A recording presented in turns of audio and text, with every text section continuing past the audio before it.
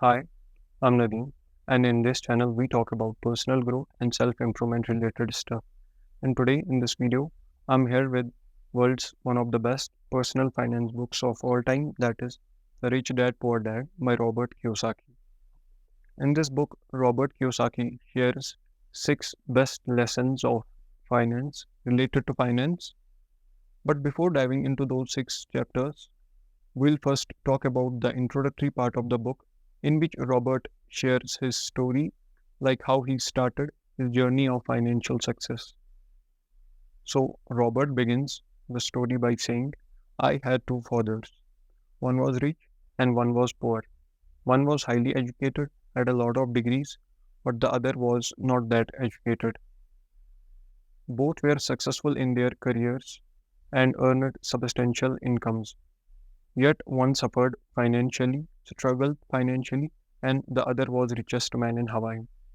So basically, the person referred to as poor dad is Robert's real dad, who believes in traditional education system, working hard in school, earning good grades, getting a job, and working hard for money. And the person referred to as rich dad is his best friend Mike's dad, who also believes in education, but not the one taught in schools and classrooms. They both offered him advices, but they didn't advise the same thing. Also, both of them had very different point of views on money. And there are some lines from the book that say, being a product of two strong dads allowed me the luxury of observing the effects different thoughts have on one's life. I noticed that people really do shape their lives through their thoughts. For example, my poor dad always said, I will never be rich, and the prophecy became reality.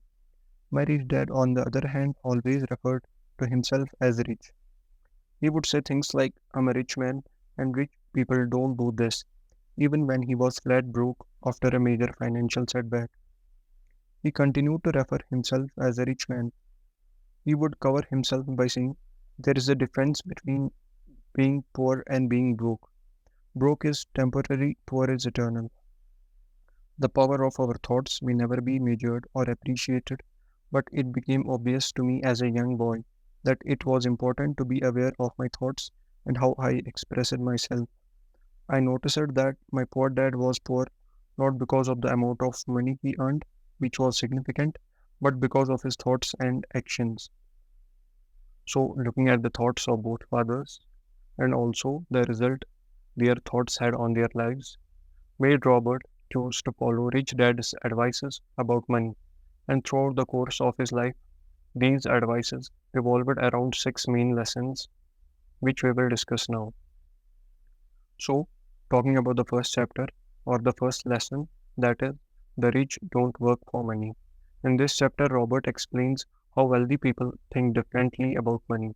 On one side is his real father, who believes in traditional education system, working hard in school, getting good grades, getting a job, and earning money by hard work.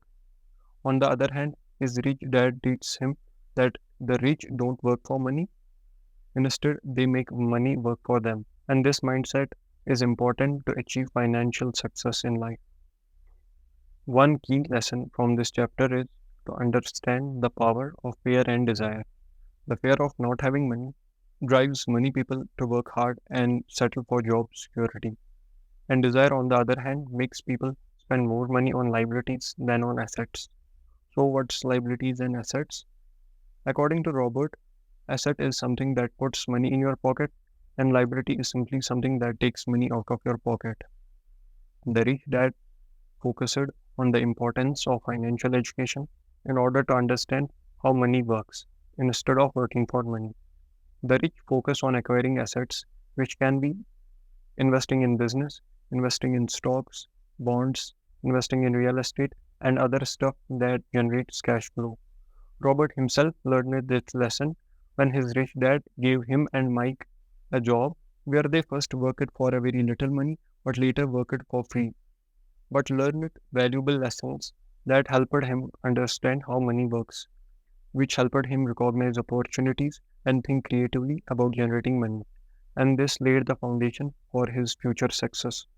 So, in this chapter, Robert teaches us to shift our mindset from working towards money to making money work for you, and also investing in your financial education and acquiring income generating assets. So, does that mean you don't have to have jobs? Actually, no, and we'll talk about in next chapter. So, talking about the second chapter or the second lesson of finance, that is why teach financial literacy. Robert begins this chapter by highlighting the importance of financial education. He explains that even highly educated people with good jobs can struggle financially if they lack financial education. He emphasizes that it's not about how much you make, it's about how much you keep. So it means that you can have jobs, but the main thing is that you should have financial education. You should be financially literate so that you can know where to spend your money on. One of the critical lessons from the rich dad was understanding the difference between an asset and a liability. In order to achieve financial independence, you need to focus on achieving assets, which are again bonds, stocks, real estate, your income generating business. But many people mistakenly think that their houses and their cars are their biggest assets, which actually are liabilities because they require ongoing expenses. Also, in this chapter, Robert uses a simple diagram of income statement and balance sheet to illustrate the flow of money, or what we call as cash flow, of poor, middle class, and rich people.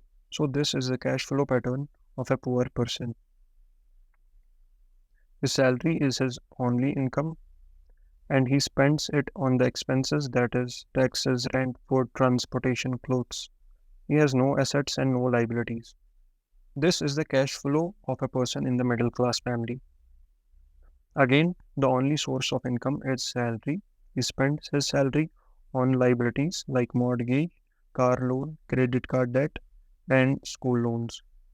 Because of these liabilities, number of expenses also increases, that is tax, mortgage payment, car payment, credit card payment, and school loan payment.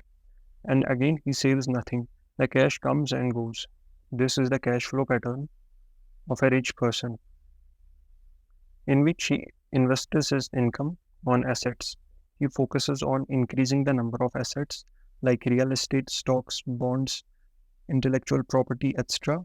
And because of a lot of number of assets, he has a lot of sources of income like rental income, dividend, interest, royalties. Another thing that we can learn from this diagram is that the number of liabilities is very low. Because of that, expenses are also very low. And this is the mindset of rich people and how they use their money and make their money work for them. So, this chapter teaches us that financial education is the foundation for financial success.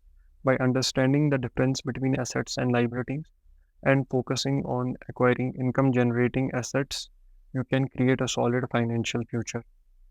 And that's all for today. I'll see you again next week with next video where we will discuss the other laws of finance from the rich dad. Till then, take care.